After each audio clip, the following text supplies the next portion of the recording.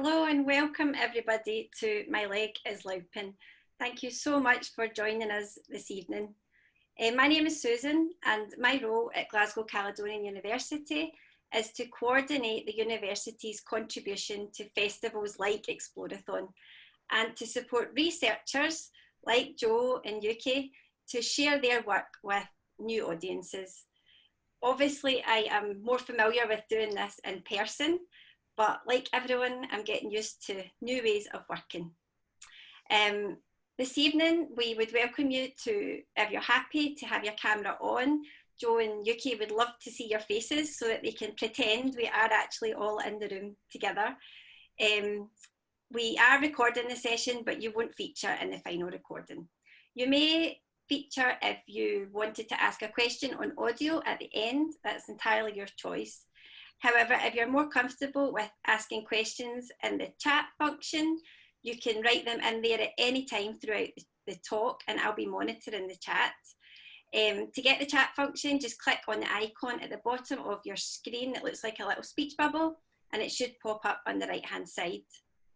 Also at the bottom, you have the icon for the microphone, which will allow you to mute yourself unless, as I say, you are going to ask a question at the end. And also you've got the camera to put your video on or off. Should you need to leave the session for any reason and rejoin again, I'll let you back in through the waiting room. And if your Wi-Fi fails or for some reason you have to leave the call, then just get in touch with me. My details are on the Eventbrite and will be shared at the end. And I can send you the recording of the video. So that's one reason why we wanted to record it this evening. I think that's everything I have to say at the moment. I'll see you a wee bit later. But in the meantime, just to say thanks again for coming and I hope you enjoy the event. I'll hand over to Jo. Thank you. Thanks, Susan. Hi, everyone. Welcome to our online pain event that's part of the Explorathon Researchers Week. I'm Jo McParland, Reader in Psychology at Glasgow Caledonian University. I've been researching pain for a number of years. What fascinates me most about pain is that despite research having been conducted into the psychology of pain for over 50 years, we still have a lot to learn about pain and how to manage it. Hi everyone, my name is Yuki. I'm a physio by background, currently postdoctoral research fellow at Glasgow Caledonian University. I'm happy to welcome you to join in this section of pain, talking about pain. Pain is a buzzword. Almost everyone in the hospital come to the hospital because of pain. So it's really something to talk about. So welcome on board. Jo. I'll be starting off our presentation tonight at providing an introduction to the psychology of pain. What I'm going to do is I'm going to provide a definition of pain and look at how common pain is, look at gender differences in the experience of pain, the role of psychological factors in the experience of pain, and what we can actually do about pain. Well, to get started, pain is a highly subjective experience. It's personal to all of us. How do other people know then when we do experience pain? We can communicate our pain to other people in numerous ways through our pain behaviour, for instance, through our facial expressions and our body language. We can also rate our pain on a scale of 0 to 10, where 0 is no pain and 10 is the worst possible pain. Often, we will also use our language to tell other people when we're in pain. If you think about the title of the talk, my leg is loupin. Loupin is a common word that we might use in Glasgow to tell other people when we're in pain. I would invite you now to pause and to use the chat function if you would like to tell us about the types of words and phrases that you might use when you're in pain. It can be anything at all, just thinking about ways that we would verbally communicate pain. Ouch, yes, of course. I'm in agony, sore, yes. It's killing, yes. A common phrase I think is "my back is killing me." It's like a needle. Swear words, well, very good, because what I was going to say next was that actually swearing is quite a common way to communicate pain to others and has actually been found to help us to cope with our pain. So there you go. Excruciating is another way that we can describe our pain too. All of these are important words that tell other people that we're in pain. That suggests here that there's a lot of variability in how we let others know when we're in pain. Yeah, talking about variability in pain. So Jo, can you tell us what exactly is pain? What is pain? Yes, thank you. Could we have the first slide, please? Well, a worldwide organisation called the International Association for the Study of Pain has defined pain as an unpleasant sensory and emotional experience associated with actual or potential tissue damage or described in terms of such damage. This definition tells us that pain is more than just a physical experience, and this is important because it tells us that because of the variability of pain, we'll need explanations more than just physical explanations to understand the experience of pain. This definition tells us that psychological factors also potentially have a role to play in how we experience this pain. Basically, how this works is that pain is felt as a result of pain electrical signals transmitting information from the site of injury through our spinal cords up to our brain where pain is perceived. The brain will in turn release the body's own natural pain relieving mechanism called endorphins to help us to manage our pain. However, if we are feeling negative or in low mood, or we're upset when we're experiencing pain, the amount of endorphins that are actually released can be reduced, which is why we might, for instance, experience more pain when we're upset compared to when we're not upset. We typically think of pain as something negative that should be avoided. However, pain can give us important information about our environment and our bodies. For instance, pain we learn from our environment which stimuli are painful, such as a hot stove, so we know to avoid this in future. Pain will also give us information about whether we have an injury or a medical condition that needs to be treated. Often, once pain is treated, it can be resolved, but this isn't always the case at all. Sometimes pain can last for a very long time, for many years for some people. And when this happens, pain can become both a problem as part of a medical condition, but it also can become a problem in its own right. Chronic long-term pain is pain that's defined as pain that lasts for longer than 3 months.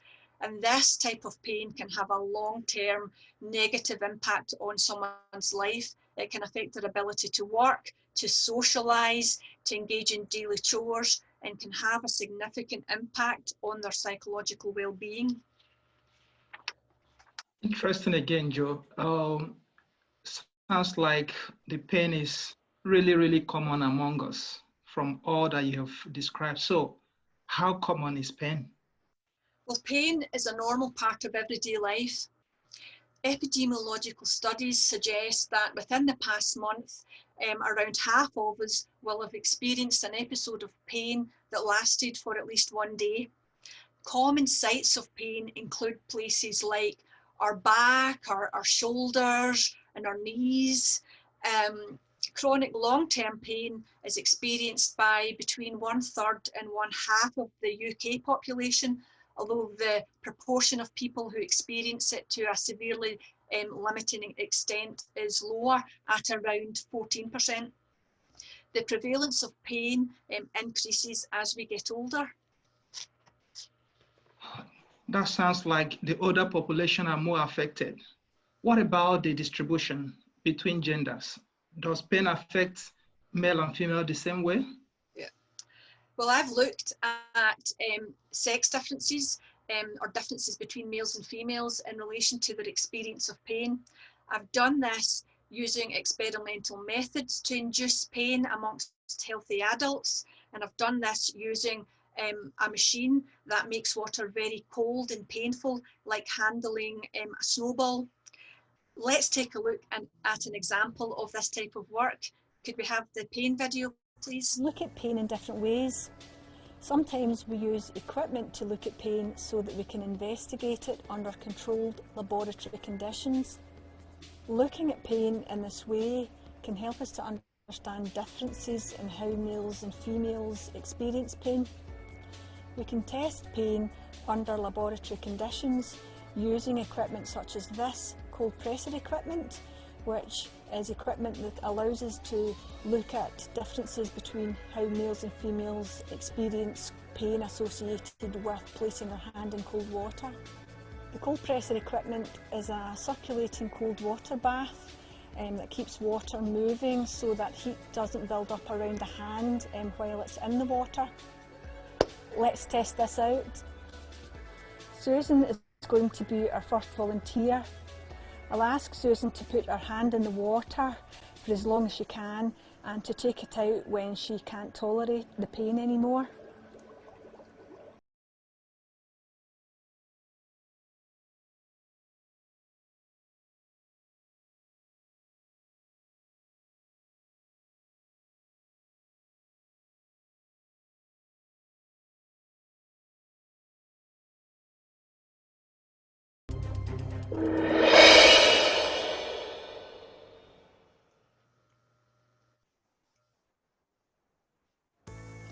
UK is going to be our second volunteer. I'll ask UK to put his hand in the water and to tell me when it's too painful to continue.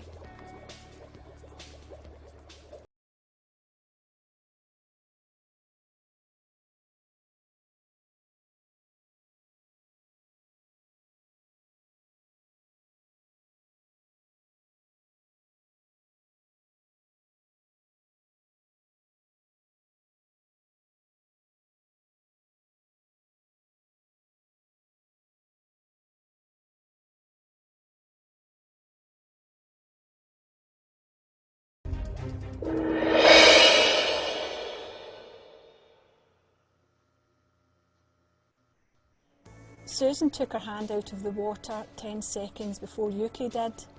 This suggests that UK was able to tolerate more pain than Susan using the cold pressor equipment.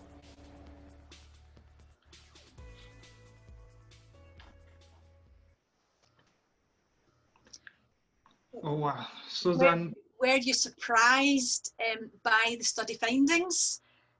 We have generally found that females do tend to tolerate less pain.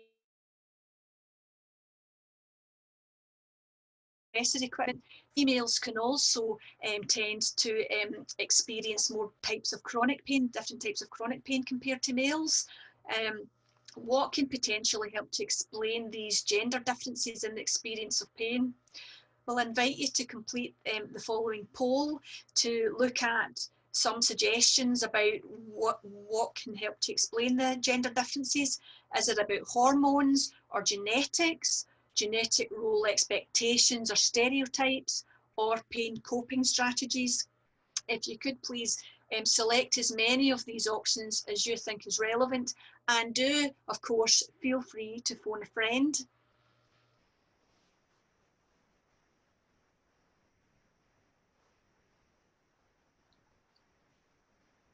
So just click on the one or the few options that you think is the correct one. And we've got over half of the audience voted now.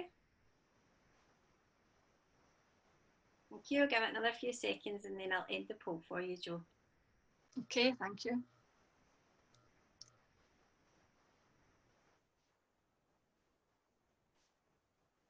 Okay, that everybody voted. Here we go. And I'll share the results. So the results here suggest that there's a tie between gender role expectations or stereotypes and pain coping strategies, with genetics and hormones playing less of a role. So it's kind of more of a kind of socialization kind of learning process, I guess, than a kind of physiological or biological process. In actual fact, all of these factors have a role to play in explaining gender differences in the experience of pain. For instance, hormone factors such as the menstrual cycle and menopause is linked to pain in females. Genetic factors also play a role, and traditional gender role kind of expectations of the male being stoic and being able to tolerate more pain and report less pain than females plays a role. Some work even suggests that males and females cope with pain in different ways. Some work has indicated that maybe females pay more attention to their pain while males tend to distract themselves, but there are lots of other potential coping strategies too. So there is quite a good mix here in terms of factors that can help to explain these gender differences in the experience of pain. Thank you for completing the poll. Yeah, Joe, that was really amazing. I wouldn't take part in that kind of experiment. It was really painful, you know. Yeah, I was just being a man. All right, so talking about pain experience, the difference between male and female, how can the way we think about pain, affect how we experience it? Yeah, well, gender differences in the pain experience explain some of the variation in pain. However, it doesn't explain everything.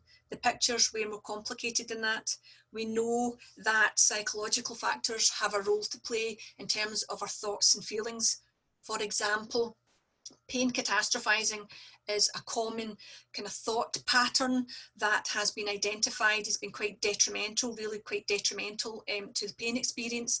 This is characterized by negative thoughts about the pain in relation to things like ruminating about pain, magnifying the pain problem, and feeling helpless to do anything about pain.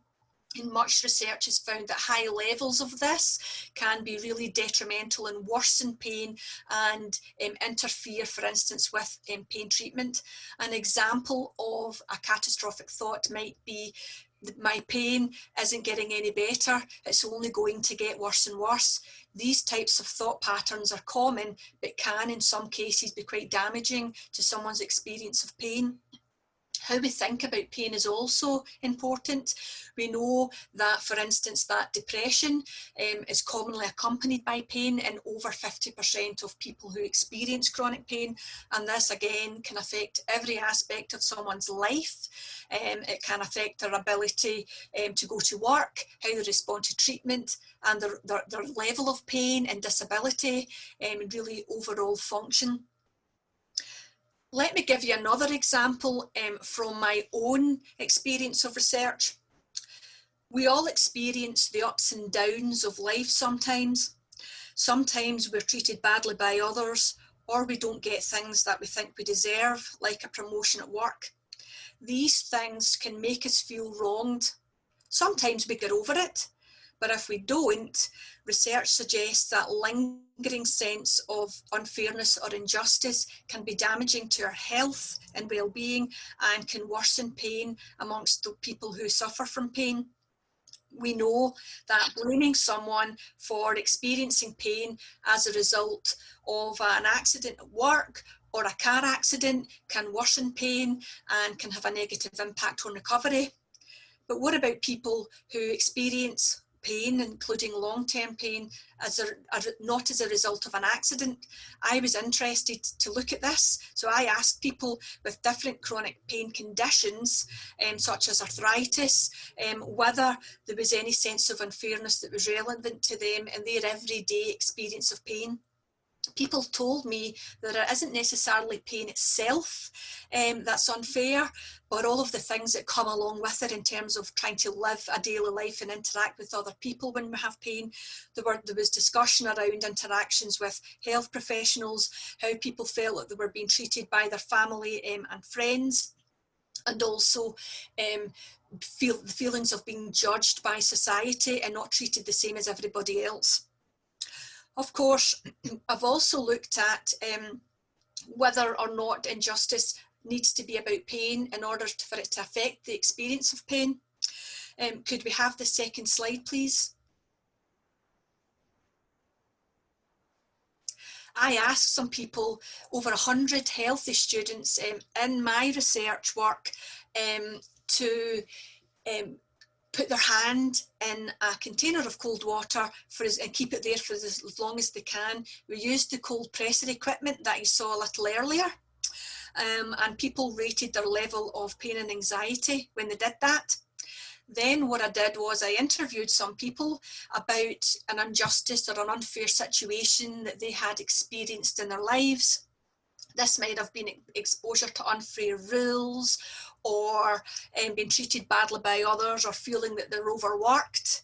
And then, so all of these things were unrelated to pain. And then we asked everybody to complete the cold water task for a second time, and again to rate their level of pain and anxiety.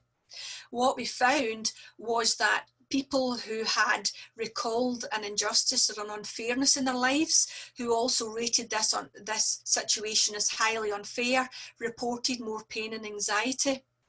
So what we see here is that injustice or unfairness doesn't have to necessarily be about pain in order for it to affect how somebody experiences the pain itself. What we know here then is that pain is a complicated experience. In order to be able to develop effective solutions to prevent and to treat pain, we need to look not only at physical factors, but also the role of psychological factors within that experience.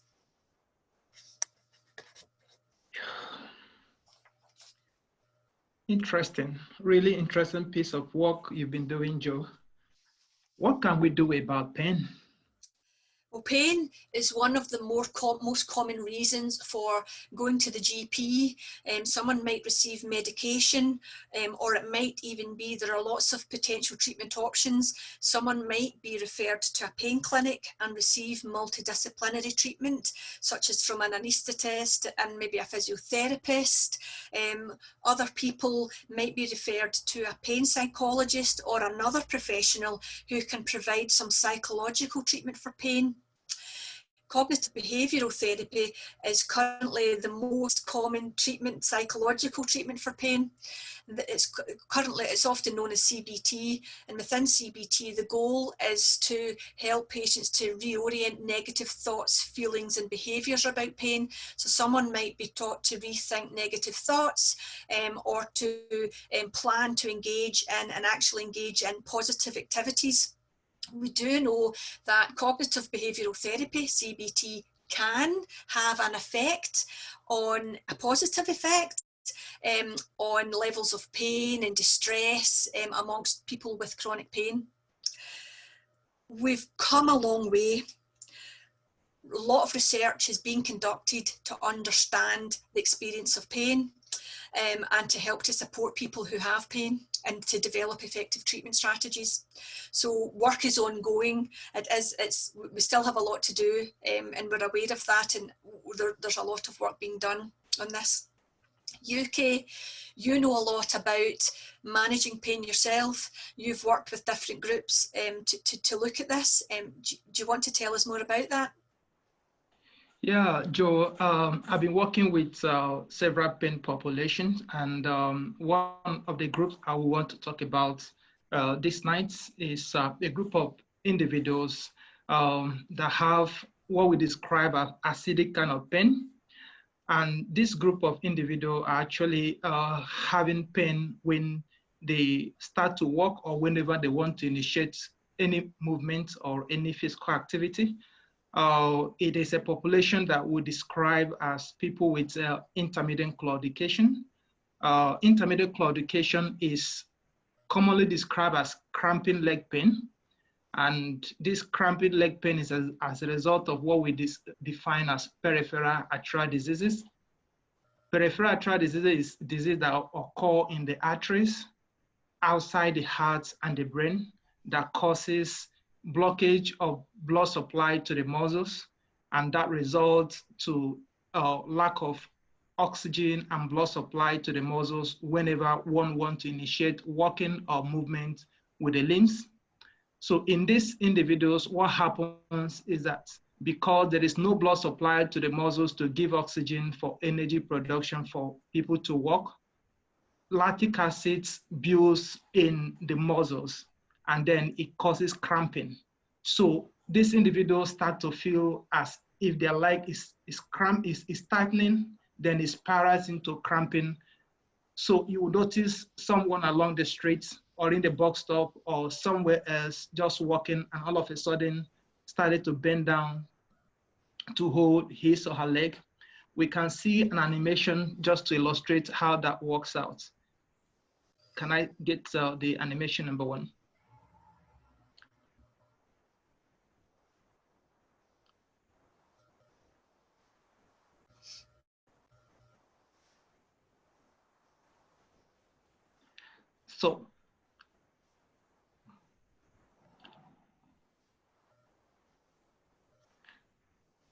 So you can see the individuals walking, and then a fat build up and then bends down. Thank you for that. In these individuals, what we see is that because of the fear of the pain that comes up when they walk, they don't want to engage in any walking or any activity that will make them to be on their legs. So the fear of pain coming up when they're walking makes them to be sedentary, make them to want to sit down. The knock-on effect is that these individuals have increased chance of getting a stroke because they are not being active. Many of them go on to have heart attack because inactivity is one of the risk factors for heart attack. Some of them also end up losing their limbs because they are not walking, they are not exercising, blood are not circulating to the legs. So over time, they deteriorate, and then the leg may have to be amputated, which is very bad. Now, the primary recommendation for these individuals is that they get on to walk. But walk is painful, but it's a walk that helps them to get well. So the other option, which is like a secondary one, if walking doesn't help, is what patients prefer, which is surgery. But surgery doesn't help. They go on to surgery, and then after some time, the fat particle builds up in the arteries, and then they go on to another surgery. So it's important to understand how these individuals actually get out of this situation, which is walking. This sounds like a really painful and potentially serious condition, UK. Is there anything that you can recommend in terms of treatment that could help to support these patients?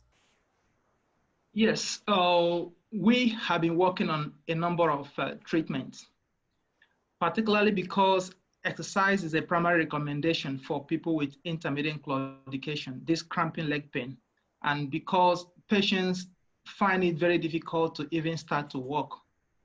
For my patients I've seen in the hospital, what happens is that when you give them advice, you need to walk up to at least 30 minutes or 3 times in a week, they come back to tell you, but walking causes me pain, so why will you want me to walk?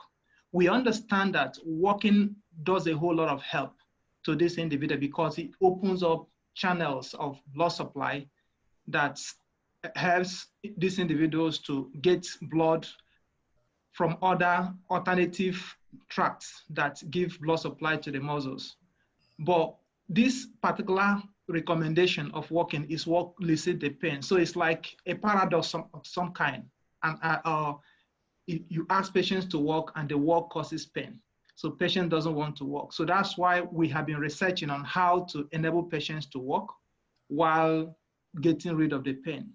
So we have conducted a series of experiments. We use what is called transcutaneous electrical nerve stimulation, which is TENS for short. TENS is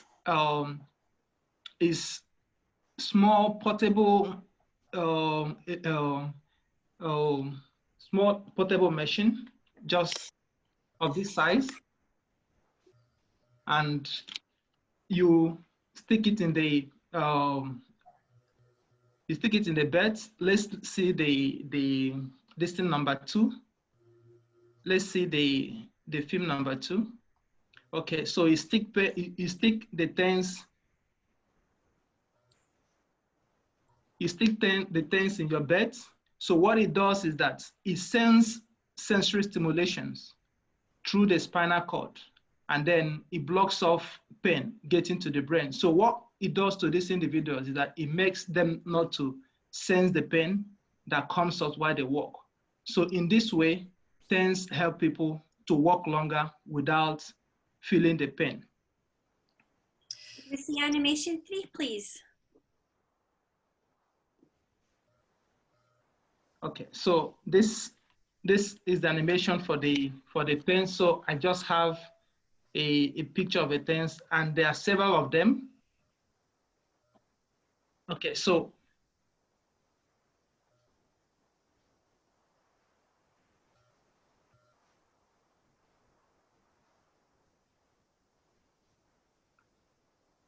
all right, so like we see in the animation 3, TENS blocks off the pain that builds up from the legs as it travels through the spinal cord, getting to the brain. So TENS would have gone into the spinal cord and blocks it off. So pain sensation doesn't get to the brain. So the individual is still able to walk for a length of distance without feeling the pain. We have been doing a whole lot of research with these things. There is still a whole lot to be researched about how things work, but we know certainly that it has lots of potentials. Yeah. Yeah, it sounds like it's a really useful potential solution for someone with intermittent claudication. How can someone access this? Can they buy it, or does it need to be prescribed? TENS is actually what we describe as a CE mark modality, and it can be gotten over the counter. Maybe we see the animation number 4. So this is just example of pen of TENS. You can get it from your GP, from a physio, or any other medical professional, and just the one that suits you, and then you set it. Usually we have different settings for TENS. That's why you may need to consult your GP or your physiotherapist to give you certain settings. At the moment, we are still testing out 2 settings to find out which one of them work best. 2 of them, all the settings in the TENS work, but we want to understand which one work at a certain distance, because we understand people may need to walk longer distances.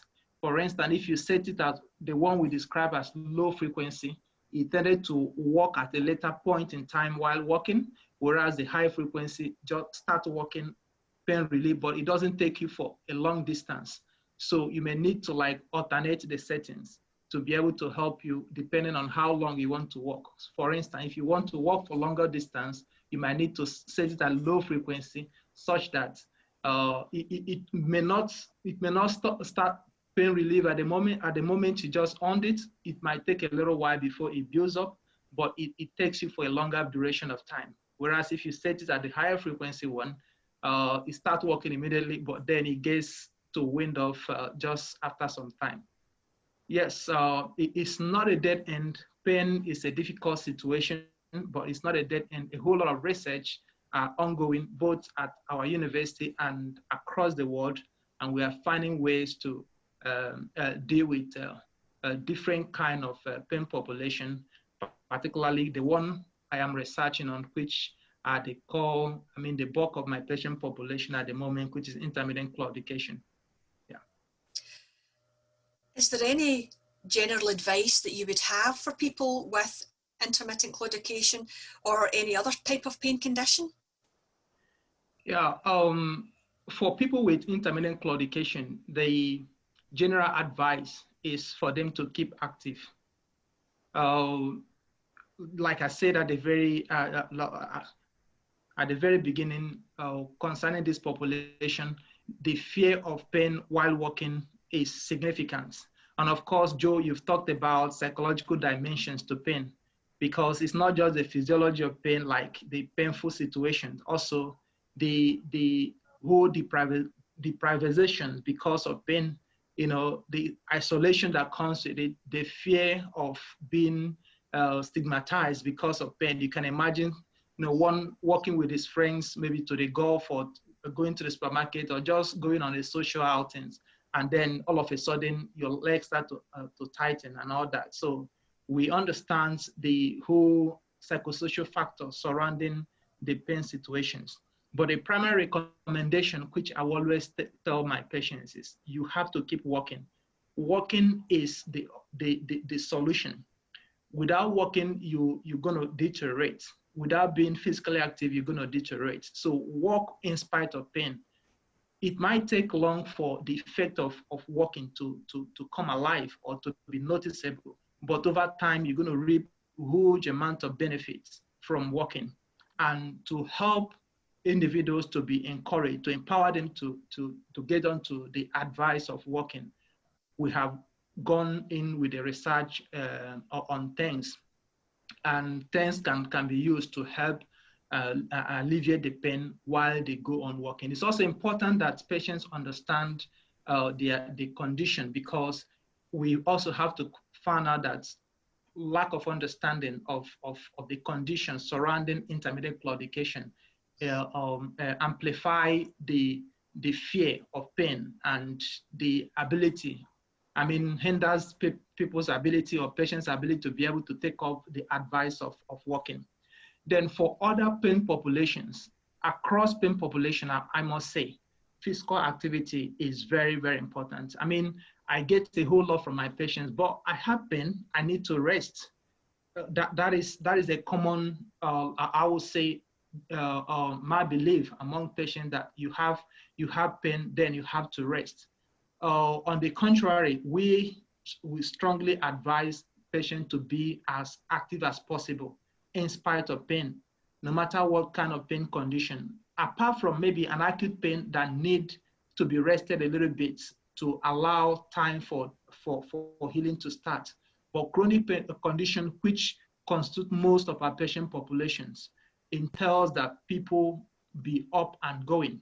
Even systemic kind of pains or pain in long-term conditions, which majority of our patient population are, it's important that one get up and keep moving. Being active, apart from the fact that it helps in relieving pain in a whole lot of ways, also contributes in decreasing a whole lot of other risk factors that not only be of benefit in terms of pain relief, also improves one's quality of life. Because, of course, Joe also mentioned about psychosocial aspect of pain. Of course, individuals with pain have a whole lot of other issues that contribute to the prognosis, to whether or not people, get relief from pain. So if people become active, there is a whole lot of mental health benefits to it. There's a whole lot of improvement in terms of social participation. There's a whole lot of improvement in cardiopulmonary fitness and all that. So we encourage people to be very, very active. There's a whole lot of groups that are out there to support people with pain and people with other long-term conditions to be active. People like Make Movement, your mission, and a whole lot. Research that's going on. Synthesis, evidence synthesis, and all that, all have proven that physical activity in chronic pain is something to be recommended, and avenues to help patients to adhere or to uptake that have been well researched on. And those are these other researches that have been going on in our group, ways to help patients with long-term condition to adhere to uptake physical activity, exercise, and then to make them their habits. Yeah. Sounds like amazing advice. Yeah. Thank you very much, Joan. Okay, we've got a few questions in the chat. Before I ask them, I wondered if we could, in just a moment, see the first animation again. And before we do, anyone in the audience, if you've got ideas for what we can name our character in this animation, you're the first group of people to see the animation, which was designed by two GCU students who've just graduated, called Victoria and Amir, so we're proud of their talent, and we think that this little guy needs a name. So if you've got any suggestions, put them in the chat. But just to watch the first one again in light of hearing more about your talk, Yuki.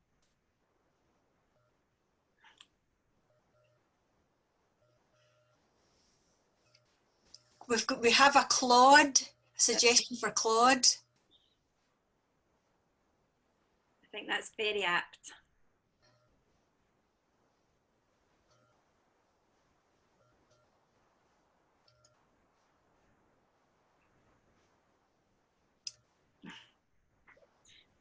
Tommy and Dan, Perry and Claude. Yeah, I can't believe we didn't think of shortening the words ourselves. Thank you very much for that. If there's any more, just put them in. So a few questions. You covered some of the answers in what you went on to say.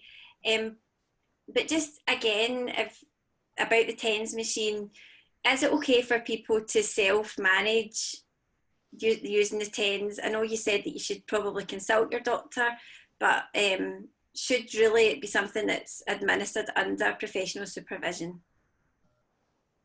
Oh, thank you for the question. I think I get that a whole lot from my patients.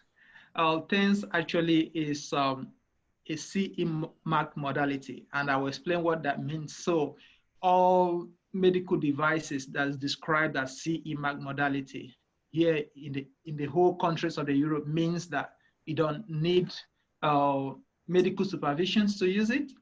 All you need to do is education on how to use it. So it's just like all the over-the-counter drugs like the paracetamols in the family of ibuprofens and all that. And it's quite easy to use. Yeah, it's very easy to use. I mean, very, very easy to use. Mm-hmm. However, I would say that different types of things. So because things is like from the very, just like generations of computer, computer used to be very bulky, and then we start to get the laptop ones, and then we start to get them on our phones, and then we start to get them on microchips. So the same way, because particularly for things with that works best in those with intermediate claudication, the first set of experiment we did with things is with the older generation things. But by the time we did the laboratory experiment, there was no problem with it because patients because we needed to examine patients with intermediate claudication in a laboratory environment, and they had to walk on a treadmill. So we had them walk on the treadmill. Some group walk on a treadmill without the TENS, and some others walk on the treadmill with the TENS. We now find out how long it takes them to walk for the TENS, for the pain to come up, and how much they were able to endure the walking with wearing the TENS. So that was the first set of experiment we did. But we then found out by the time we had to have patients to work in the community using GPS analysis to be able to monitor when and where the pain starts, the terrain of the environment. We did a qualitative research as well to collect a holistic picture of what happened. So we found out that patients started to complain that the TENS is bulky. They can't carry it around. For some of them going to the beaches, some of them going to the shops, some of them going, so they needed something that do not have the wires. So this one I have is still the old generation we use in the laboratory. So we have another one you can just stick on your tie, or you can stick it on just anywhere you have the pen, and you have very small remote control you can stick in your pocket. So, but all of them is the same function. You just set it the way you were told to set it. Anyone that is interested in using it, just like what my patients do, they just call me on phone and send me a picture of what they have gotten. I just type online and see what brand it is. So I just tell them, do it this way, and it goes on. Yeah. And I think people are maybe more familiar with TENS with child labour. Yeah, that's a brand we use for the experiment. Yeah. Let's not confuse the issue. Yeah, that's the one. That's the same. But what other conditions? So intermittent claudication and childbirth. What other conditions is it useful for? And also related to that, is there anything that would prevent someone from using it? Is there something, a condition that wouldn't be advised? Okay, there have been lots of controversy about using things and whether or not it works.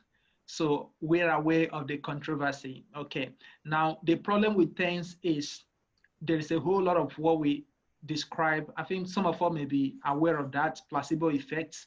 Just that we understand that in the efficacy of things, there is some kind of placebo effects.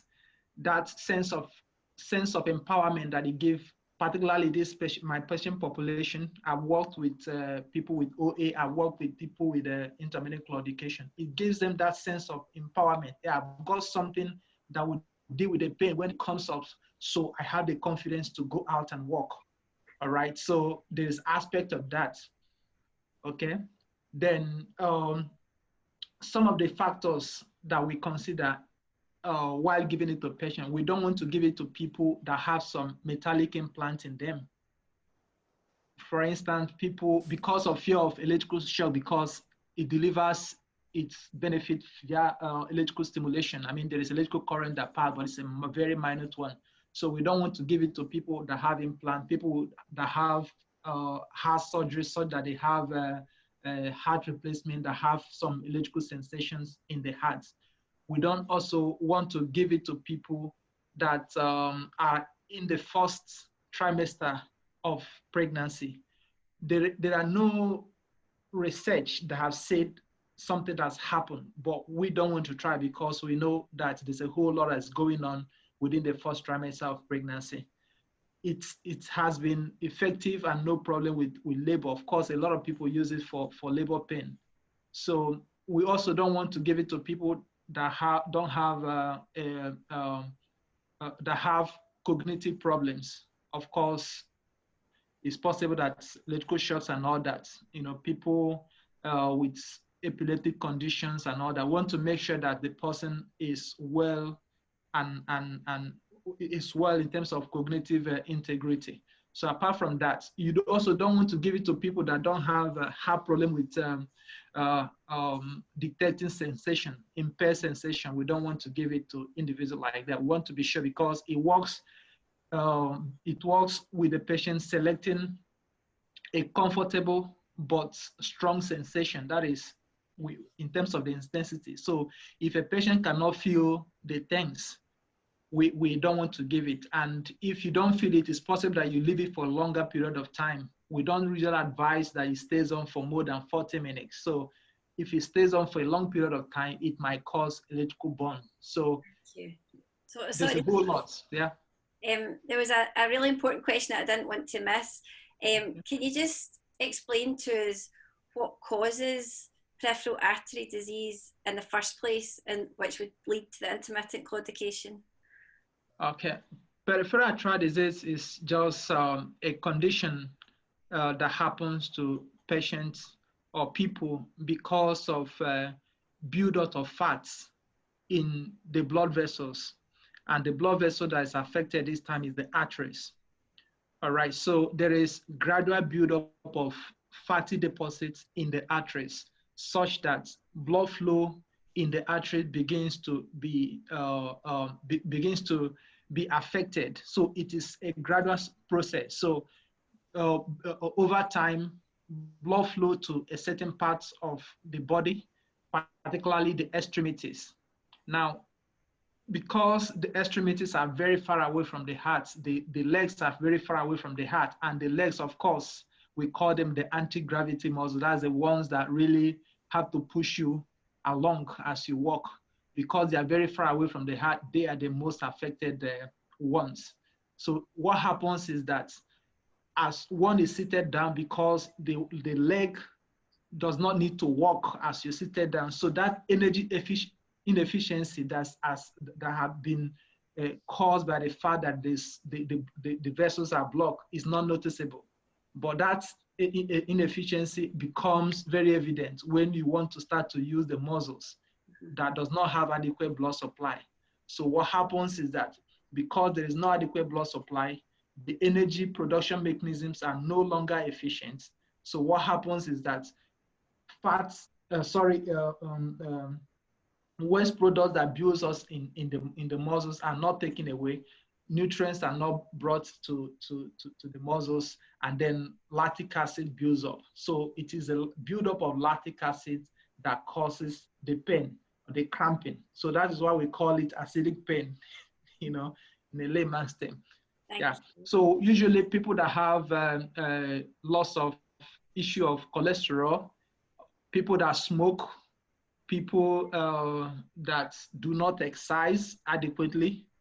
At the moment, the epidemiology is that the statistics is that men are more affected than women. People of black race are more affected. So there is a genetic element to it as well then? There is a genetic element to it as well. And people with other heart conditions are also at more risk of having peripheral arterial disease, because peripheral arterial disease really is just a disease of the artery, but the ones that happen in the arteries outside the brain and the heart. So that is why it also has a whole lot of connection with heart attack and stroke and amputation, because the same way the blood vessels are not normal, it can lead to other abnormality, or there are background abnormality in the heart vessels or in the vessels in the brain, or the ones that happen in the peripheral ones can cause a problem if anything happens along the way. Thank you. You'll like this comment, Joe. The placebo effect really shows how catastrophizing affects the pain experience. Yes, I saw that. Thank you for the comment. I'm thinking the placebo effect. The placebo effect is about the expectation of pain, and if we expect to experience pain, then often we will. But if we take something like, there's been lots of kind of anecdotal evidence and things of people who maybe have felt that they've had a headache and have taken what they thought was pain medication to relieve it, but in actual fact they were given something else that wasn't pain medication. It was almost like a sweetie almost.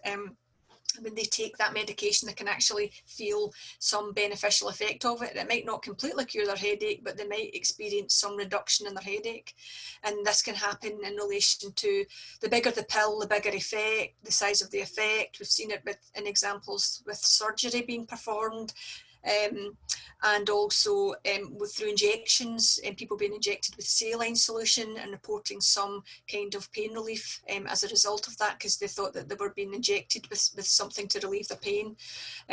These effects can be short term, but it just shows the power of the mind. The placebo effect is quite an important tool, I think, really to show us the power of the mind and expectation of pain, and how that can have some effect on our experience of pain in relation to whatever intensity or whatever duration, however long it lasts. But that's an important comment there, thank you. And Joe, how much can we support people who, we're living with, or friends that we know do experience chronic pain? Well, we're learning more and more about the social impact of pain on someone's life. So it's kind of like we know a lot about the kind of the biological and the psychological out of the biopsychosocial elements of pain. The social element we're learning more and more about, and we know that things like social support can be beneficial. Having someone to talk to is kind of a basic example, but being understood and supported and listened to and helped, and whatever that help might look like in relation to whatever somebody needs at a particular time. We know that these types of things can be useful. So we know at the moment, that people are can be suffering, not everyone, but people can be more vulnerable at the moment because there's a lack of kind of social access that we've all been kind of going through in the context of the pandemic over the past 8 months or so. So we know that having social contact and reducing loneliness are important to even boost someone's spirits when they have pain. It's not a cure for pain, but it can help someone to live a bit better, really, with their experience of pain. Thank you. I'm conscious that we're getting close to an hour, and I don't want to take up any more of people's evening. I appreciate the time that they've given. There's a few more questions in the chat, UK, that perhaps you could answer some in the chat, and perhaps you could answer some verbally. But I was wanting to ask the audience if anyone wanted to put their audio on, if there was any final questions, and also if you didn't mind staying for a few minutes. I was hoping to get a bit of feedback as well. Is there anyone, first of all, that wanted to ask anything other than the questions that are already in the chat at the moment?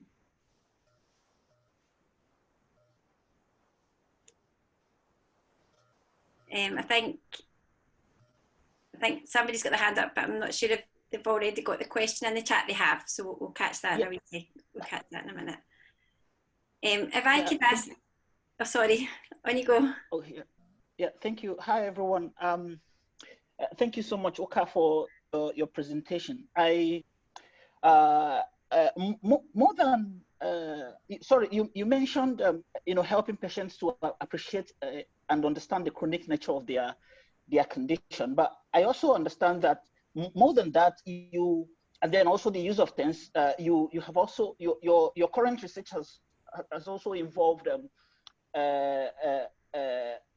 has also looked at the role of structured patient education, for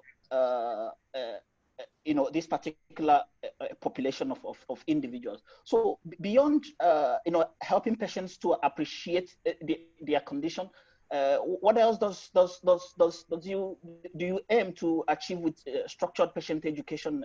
Because I see it's a major component of your research. Your research is you are looking at a complex intervention, which is to me beyond more than just the use of them. So just explain a bit what the role patient education intervention component has played in your current investigation. Thank you. Okay.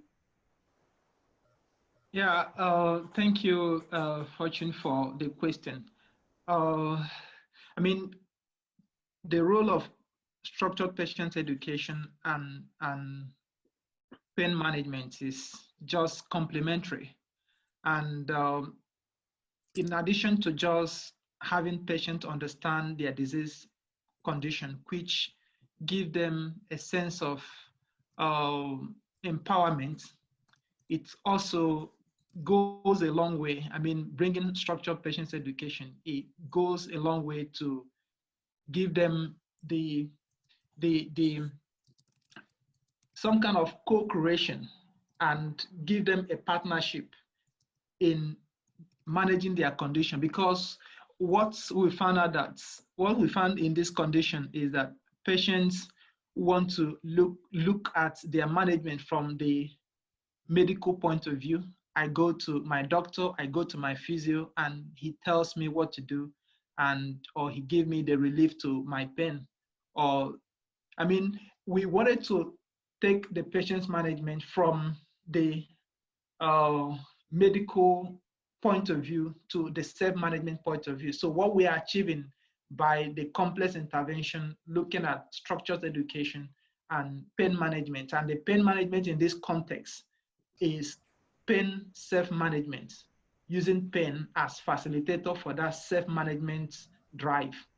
So the whole essence of this is self-management philosophy, handing to patients to take ownership of their pain and the apparatus to relieving their pain. Because of course, patients is going to be in their houses, in the community, so you're not going to know what they're doing. It's not like you take paracetamol and the pain goes away. The pain only comes up when they want to go out, go for a golf, go to the shop and all that. So patients need to be empowered to do that, and self-management is the key. So that's the essence of the structured patient. I'd like to ask for the final slide so that your contact details come up, and it means that people can contact you if they want to talk further about this. And also, UK, if you wouldn't mind just answering the last few questions that we've not had time for in the chat, that would be great. Okay.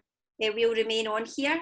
I've also put a wee poll up as well, just to ask whether you think this type of event helps to share university research. And I've asked in the chat if there's any feedback that you could give us, should we do something like this again or this event again, particularly if there was some piece of new information that you found particularly interesting in the chat, that would be great to know. And thank you so much for the names for our character, very creative audience we had this evening. So watch this space, we must name them and share the animation wider. It is almost time to finish now, so I just wanted to end by saying, I think we can take that slide down now, and I'll email out as well to make sure everyone's got the contact details. I just wanted to end by saying thank you so much for joining us this evening. I hope you found it interesting and entertaining, and please do follow up with us. If anyone would like a recording of the talk, then get in touch with me. As I say, I'll email you so you'll have my address and I can share that with you as well. And just finally to thank UK and Joe for their time this evening and sharing their work.